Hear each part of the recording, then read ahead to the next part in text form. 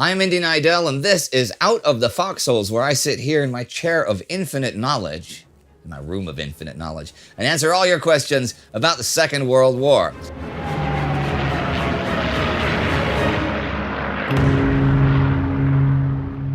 Okay, El Ortizo asks, any information on the exiled Spanish Republicans fighting with France? During the Spanish Civil War, around 1 million Republicans flee to France across the Pyrenees, half of them doing so in the war's final stages in early 1939. French authorities placed these refugees in improvised internment camps. They have pretty awful conditions. The food and healthcare are minimal, and a great many will die there. See, the Republican refugees have few friends willing to help them. The right wing brand them all as Reds, and the government, too, is fearful of the spread of communism. They also can't really afford to care for them that much.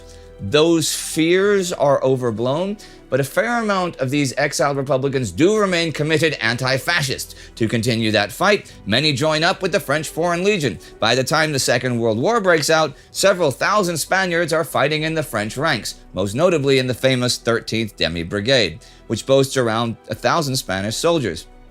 However, Spanish Republicans experience yet another defeat at the hands of fascism with the fall of France. Some manage to escape and continue to fight with the Free French forces, seeing action in Africa or Crete. Those left behind are mostly captured by the German or Vichy authorities. 5,000 Spanish Republicans will die in concentration camps. Many more will be deported back to Franco's Spain. But some of the uncaptured will join in the French resistance movement. In 1941, it's still pretty small, but 60,000 will resist the Nazis from within occupied France. So yeah, just like the French themselves, the exiled Spanish Republicans have pretty varied experiences in their fight against the Nazis. I should also mention here that some Spanish communists fled to the USSR, and they will also fight against Germany in the East, but these are few compared to the ones fighting for France. Evan Babcock asks, how would the Axis powers have split up Africa? Well, Germany was stripped of its African possessions after being defeated in the Great War. A lot of people were pretty bitter about this, including some Nazis. In general, Nazi ideology mainly focuses on expansion within Europe, but there are still also romantic plans to restore Germany's lost colonial empire. In 1934, the NSDAP Office of Colonial Policy is set up to formulate plans for the recreation of German colonial holdings. Right from the start, they begin discussing how Africa should be split up post a war. While there is no single plan on how to divide what is a gigantic continent, 3 different zones start to emerge at the Colonial Office. First is North Africa. Spain, France, Britain, and Italy already all have territories and interests here. And the Nazis are mostly happy to keep things as they are. But Hitler will sometimes use the region as a sweetener in his often rocky relationships with them to varying degrees of success, as we've seen. Second is Central Africa, or as the Germans call it, Mittelafrika. Dreams of a gigantic German Mittelafrika go back to the high imperial times of the 1890s.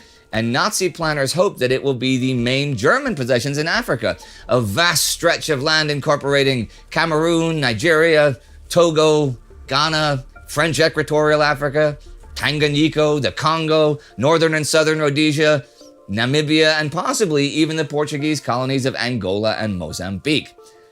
It will supply Germany with natural resources and a large labor pool.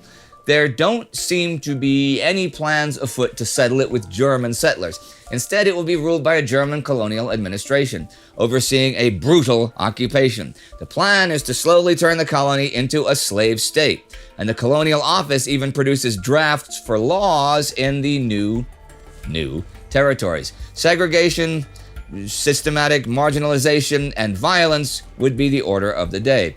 As for the third part, in the very south of Africa, we know from letters from German Foreign Minister Joachim von Ribbentrop that the Nazis intended to create an Afrikaner puppet state here.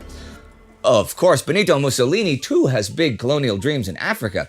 These dreams sort of become a reality in the 1930s with the pacification of Libya and the conquest of Abyssinia. But Mussolini has bigger ambitions.